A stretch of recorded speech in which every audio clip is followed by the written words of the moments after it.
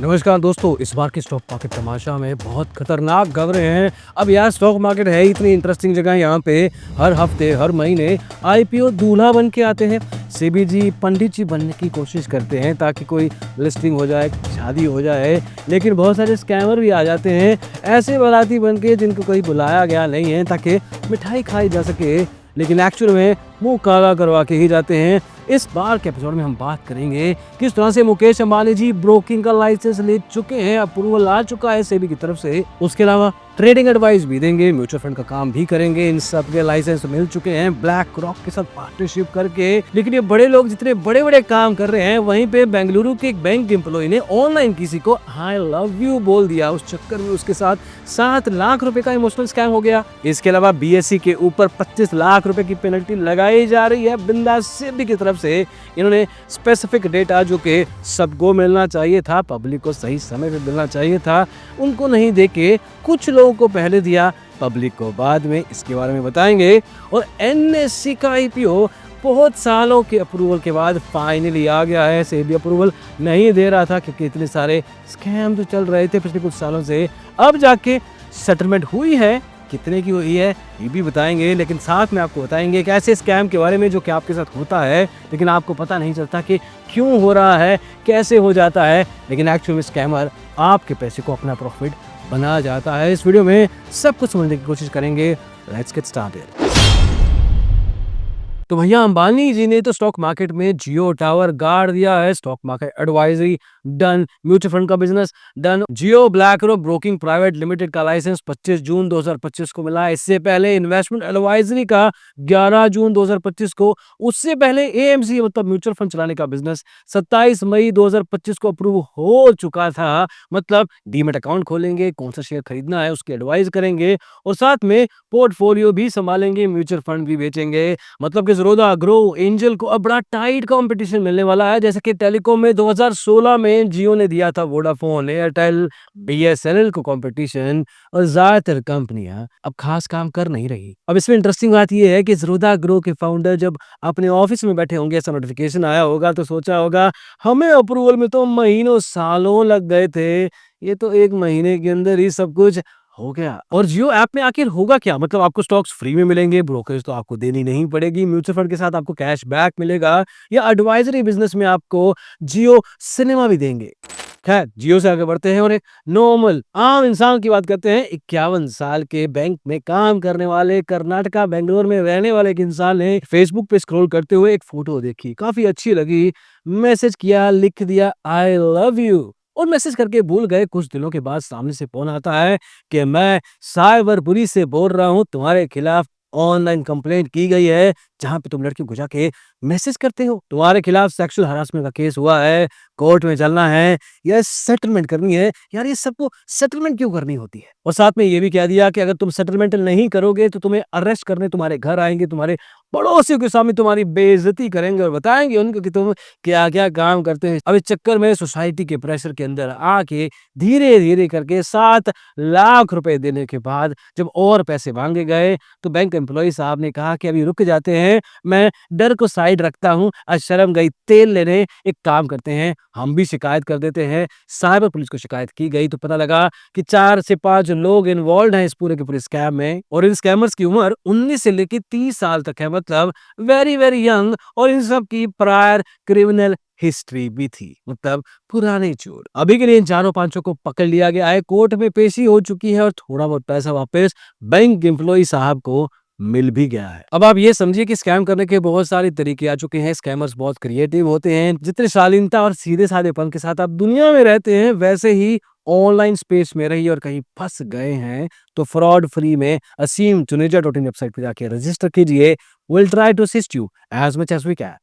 खैर आगे बढ़ते हैं और ये जानते हैं कि सेबी ने बीएसई के ऊपर 25 लाख की पेनल्टी आखिर क्यों लगाई। अब आप इमेजिन करो कि आप एक थिएटर की लाइन में खड़े हो, टिकटों का इंतजार कर रहे हैं, आपका बारी आएगा तो आपको टिकट मिलेगी, लेकिन तभी कोई सामने से निकल के जाता है, लाइन में लग के नहीं, और उसको टिकट एज इट इज मिल जाती है। आप कहते हैं कोई पॉलिटिशियन होगा या कोई वीआईपी होगा, कोई ना कोई इनकी सेटिंग होगी। लेकिन अगर यही सेटिंग बॉम्बे स्टॉक एक्सचेंज करने लग जाए और उसके बदले में क्या दे, जो लोग इनको पैसे दें उनको इंफॉर्मेशन सबसे पहले बताया कि कौन सी कंपनी कौन सी अनाउंसमेंट करने वाली है या कर चुकी है, पहले आपको बता देते हैं, नॉर्मल जनता को बाद में, जिन्होंने हमें पैसे नहीं दिए। अब सेबी ने इंस्पेक्शन निकाली फरवरी 2021 से लेकर सितंबर 2022 के बीच में। देखा गया कि बीएसई ने एक पेड सब्सक्रिप्शन प्रोग्राम चला रखा था, जिसके तहत जो भी लोग बीएसई को पे करते थे, उसके तहत इन सब लोगों को, जो भी कंपनियां बीएसई पे लिस्टेड हैं, उनकी कॉर्पोरेट अनाउंसमेंट्स, उनकी प्रमोशंस, उन कंपनीज के अंदर जो भी चल रहा है, वो इंफॉर्मेशन सबसे पहले इन पेड सब्सक्राइबर्स को मिलती थी, और उसके बाद नॉर्मल जनता को।